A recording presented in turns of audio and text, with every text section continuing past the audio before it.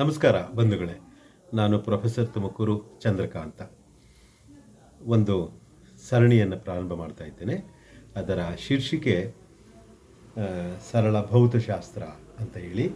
ಆ ಸರಣಿಯ ಮೊದಲನೇ ಕಂತಿಗೆ ನಿಮಗೆಲ್ಲ ಸ್ವಾಗತ. ವಿಜ್ಞಾನದ ವಿದ್ಯಾರ್ಥಿಯಾಗಿ, ಅದರಲ್ಲೂ ಭೌತಶಾಸ್ತ್ರದ ವಿದ್ಯಾರ್ಥಿಯಾಗಿ ಕಳೆದ 50 ವರ್ಷಗಳಲ್ಲಿ ಮಾಡಿರ್ತಕ್ಕಂಥ ಅಧ್ಯಯನ, ಸಂಶೋಧನೆ ಮತ್ತು ಸುಮಾರು 40 ವರ್ಷಗಳ ಕಾಲ ಒಬ್ಬ ಉಪನ್ಯಾಸಕನಾಗಿ ಪಡೆದಿರತಕ್ಕಂಥ ಅನುಭವಗಳ ಒಂದು ಹಿನ್ನೆಲೆಯಲ್ಲಿ ಈ ಒಂದು ಸರಣಿಯನ್ನು ತಮ್ಮ ಮುಂದೆ ಸಾದರಪಡಿಸೋದಕ್ಕೆ ಇಷ್ಟಪಡ್ತೇನೆ.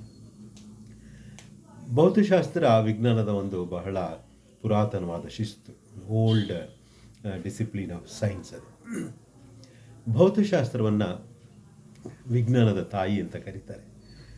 ವಿಜ್ಞಾನದ ಬೇರೆ ಬೇರೆ ವಿಭಾಗಗಳಾದ ರಾಸಾಯನಶಾಸ್ತ್ರ, ಪ್ರಾಣಿಶಾಸ್ತ್ರ, ಸಸ್ಯಶಾಸ್ತ್ರ, ಭೂಗೋಳಶಾಸ್ತ್ರ, ಅನೇಕ ಶಿಸ್ತುಗಳಿವೆಯಲ್ಲ, ಅವುಗಳ ಎಲ್ಲದರ ತಾಯಿ ಅಂತ ಹೇಳಿ ಈ ವಿಜ್ಞಾನವನ್ನು, ಭೌತಶಾಸ್ತ್ರವನ್ನು ಕರೀತಾರೆ. ಅದರಲ್ಲೂ ವಿಶೇಷವಾಗಿ ಭೌತಶಾಸ್ತ್ರದಲ್ಲಿ ಇರುವ ಅನೇಕ ವಿಭಾಗಗಳಲ್ಲಿ, ಉದಾಹರಣೆಗೆ ಚಲನಶಾಸ್ತ್ರ ಇದೆ, ಮೆಕ್ಯಾನಿಕ್ಸ್ ಅಂತ ಕರಿತೀವಿ. ಉಷ್ಣಶಾಸ್ತ್ರ ಇದೆ, ಥರ್ಮಲ್ ಫಿಸಿಕ್ಸ್ ಅಂತ ಕರಿತೀವಿ. ಅದರಲ್ಲಿ ಥರ್ಮೋಡೈನಮಿಕ್ಸ್ ಕೂಡ ಬರುತ್ತೆ. ಎಲೆಕ್ಟ್ರೋಸ್ಟ್ಯಾಟಿಕ್ಸ್ ಇದೆ, ಎಲೆಕ್ಟ್ರೋಡೈನಮಿಕ್ಸ್ ಇದೆ, ಅಟಾಮಿಕ್ ನ್ಯೂಕ್ಲಿಯರ್ ಫಿಸಿಕ್ಸ್ ಇದೆ, ರಿಲೇಟಿವಿಟಿ ಇದೆ, ಕ್ವಾಂಟಮ್ ಫಿಸಿಕ್ಸ್ ಇದೆ. ಇವುಗಳ ಎಲ್ಲದರ ಒಂದು ಮೂಲಭೂತ ಒಂದು ವಿಭಾಗ ಅಂತ ಅಂದರೆ ಮೆಕ್ಯಾನಿಕ್ಸ್. ಆ ಮೆಕ್ಯಾನಿಕ್ಸು ಎಷ್ಟು ಇಂಪಾರ್ಟೆಂಟು ಫಿಸಿಕ್ಸ್ನಲ್ಲಿ ಅಂದರೆ, ಮೆಕ್ಯಾನಿಕ್ಸ್ನ ಭೌತಶಾಸ್ತ್ರದ ತಾಯಿ ಅಂತ ಕೂಡ ಕರೀತಾರೆ. ನಮ್ಮ ಸುತ್ತಮುತ್ತ ನಡೀತಾ ಇರ್ತಕ್ಕಂಥ ಈ ಚಲನೆಗಳು, ಅದು ಒಂದು ಪ್ರಾಣಿದಾಗಿರ್ಬೋದು, ಒಂದು ವಸ್ತುವುದಾಗಿರ್ಬೋದು, ಒಂದು ಆಕಾಶ ಕಾಯ್ದಾಗಿರ್ಬೋದು, ಅಥವಾ ನಮ್ಮದೇ ಚಲನೆ ಆಗಿರ್ಬೋದು, ಇದರಲ್ಲಿ ಸ್ವಾಭಾವಿಕವಾಗಿ ಮೂಡಿದಂಥ ಆಸಕ್ತಿ ಬೆಳೆದು ಬೆಳೆದು ಬೆಳೆದು ಬೆಳೆದು ಒಂದು ದೊಡ್ಡ ವಿಭಾಗವಾಗಿ ರೂಪುಗೊಂಡಿತು. ಅದೇ ಮೆಕ್ಯಾನಿಕ್ಸು. ಈ ಮೆಕ್ಯಾನಿಕ್ಸು ಅಂದರೆ ಬೇಸಿಕಲಿ ಫಿಸಿಕ್ಸು ಮತ್ತು ಮ್ಯಾಥಮೆಟಿಕ್ಸು ತುಂಬ ಆತ್ಮೀಯ ಸ್ನೇಹಿತರವರು, ಒಬ್ಬರನ್ನೊಬ್ಬರು ಬಿಟ್ಟಿರೋಕ್ಕಾಗಲ್ಲ. ಇನ್ನೂ ವಿಶೇಷತೆ ಏನಂದರೆ, ಮ್ಯಾಥಮೆಟಿಕ್ಸು ಫಿಸಿಕ್ಸ್ನ ಬೇಕಾದ್ರೆ ಬಿಟ್ಟಿರ್ಬೋದು, ಆದರೆ ಫಿಸಿಕ್ಸು ಮ್ಯಾಥಮೆಟಿಕ್ಸ್ನ ಬಿಟ್ಟಿರೋದಕ್ಕೆ ಸಾಧ್ಯ ಇಲ್ಲ. ಅಷ್ಟೊಂದು ಮಟ್ಟಿಗೆ ಮ್ಯಾಥಮೆಟಿಕ್ಸು ಫಿಸಿಕ್ಸ್ಗೆ ಅತ್ಯುಪಯುಕ್ತ ಒಂದು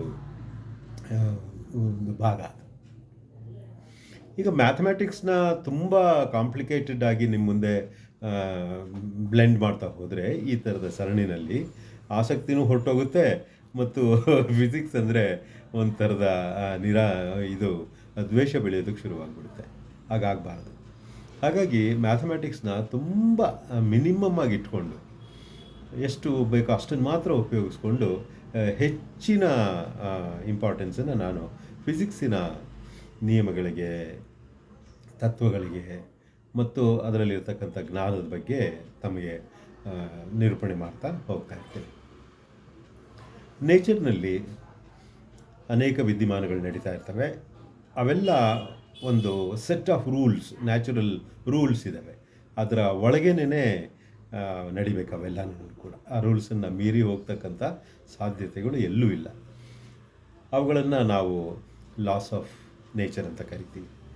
ಅವುಗಳನ್ನು ಅರ್ಥ ಮಾಡಿಕೊಂಡು, ಅವುಗಳನ್ನು ಅಳವಡಿಸ್ಕೊಂಡು, ಅವುಗಳ ಮುಖಾಂತರ ಹೆಚ್ಚಿನ ಸೌಲಭ್ಯಗಳನ್ನು ನಾವು ಪಡ್ಕೊಂಡು ಮುಂದುವರ್ಕೊಂಡು ಹೋಗೋದೇ ಈ ವಿಜ್ಞಾನದ ಹಾದಿ.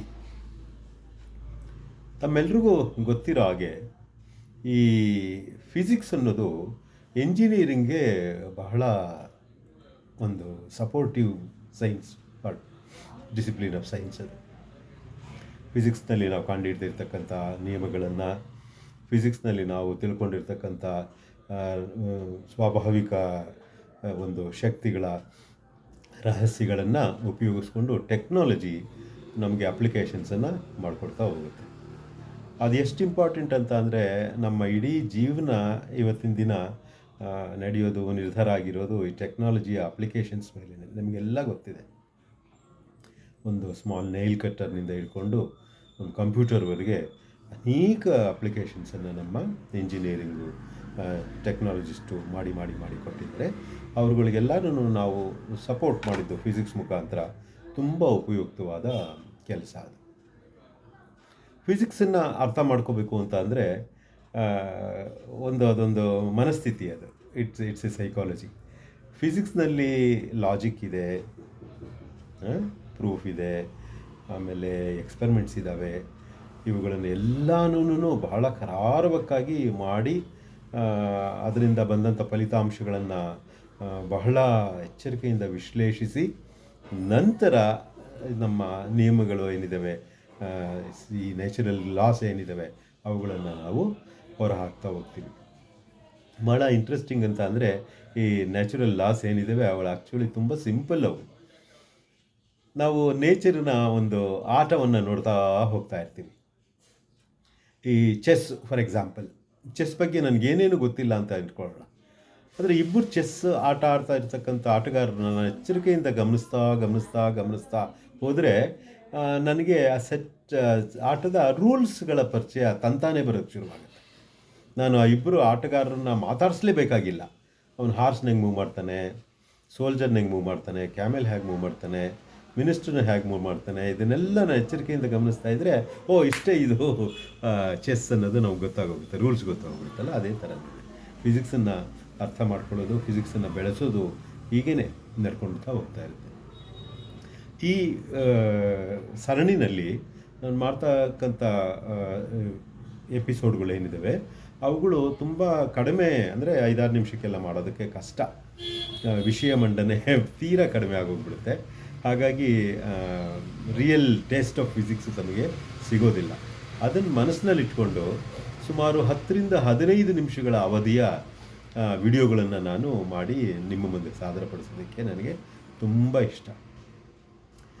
ಫಿಸಿಕ್ಸ್ನ ಟೆಕ್ಸ್ಟ್ ಬುಕ್ಸು, ರಿಸರ್ಚ್ ಲಿಟ್ರೇಚರು ಇದನ್ನೆಲ್ಲ ಓದಿ ಅದನ್ನು ಸಾಮಾನ್ಯ ಮನುಷ್ಯನಿಗೆ ಅರ್ಥವಾಗುವ ರೀತಿಯಲ್ಲಿ ಒಂದು ಸಾದರಪಡಿಸೋದಕ್ಕೆ ನನಗೆ ತುಂಬ ಇನ್ಸ್ಪಿರೇಷನ್ ಕೊಟ್ಟಂಥ ಪುಸ್ತಕ ಒಬ್ಬ ರಷ್ಯನ್ ವಿಜ್ಞಾನಿ ಮತ್ತು ಒಬ್ಬ ಪ್ರಾಧ್ಯಾಪಕ. ಆತನ ಹೆಸರು ಯಾಕಬ್ ಪೆರ್ಲ್ಮನ್ ಅಂತ ಹೇಳಿ. ಆತ ಒಂದು ಪುಸ್ತಕ ಬರೆದಿದ್ದಾನೆ. ಅದು 2 ಇದರಲ್ಲಿದೆ, ವಾಲ್ಯೂಮ್ನಲ್ಲಿದೆ. ಫಿಸಿಕ್ಸ್ ಫಾರ್ ಎಂಟರ್ಟೈನ್ಮೆಂಟ್ ಅಂತ ಅದರ ಹೆಸರು. ಮನೋರಂಜನೆಗಾಗಿ ಭೌತಶಾಸ್ತ್ರ ಅಂತ ಅದನ್ನು ಕನ್ನಡಕ್ಕೆ ಟ್ರಾನ್ಸ್ಲೇಟ್ ಮಾಡಿದ್ದಾರೆ. ಹಿಂದೆ ಮೀರ್ ಪಬ್ಲಿಕೇಶನ್ ಅಂತ ರಷ್ಯನ್ ಪಬ್ಲಿಕೇಶನ್ ಇತ್ತು. ಅವರು ಅತ್ಯುತ್ತಮವಾದ ತುಂಬ ಕ್ವಾಲಿಟಿ ಬುಕ್ಸನ್ನು ಪ್ರಿಂಟ್ ಮಾಡಿ ತುಂಬ ರಿಯಾಯಿತಿ ದರದಲ್ಲಿ ಮಾರಾಟ ಮಾಡ್ತಾಯಿದ್ರು. ಆಗ ಅಂದರೆ ಸುಮಾರು 40 ವರ್ಷಗಳ ಹಿಂದೆ ಕೊಂಡ್ಕೊಂಡಿರ್ತಕ್ಕಂಥ ಪುಸ್ತಕಗಳು ಈಗಲೂ ನನ್ನ ಹತ್ರ ಇದ್ದಾವೆ. ಆ ಪುಸ್ತಕಗಳನ್ನ ಆಧಾರವಾಗಿ ಇಟ್ಕೊಂಡು ಆ ಮನುಷ್ಯ ಪ್ರೆಸೆಂಟ್ ಮಾಡಿರ್ತಕ್ಕಂಥ ಫಿಸಿಕ್ಸನ್ನು ತಮ್ಮ ಮುಂದೆ ಸಾದರಪಡಿಸಬೇಕು ಅನ್ನೋದು ನನ್ನ ಆಕಾಂಕ್ಷೆ. ಅದನ್ನೇ ಮಾಡ್ತಾ ಹೋಗ್ತೀನಿ.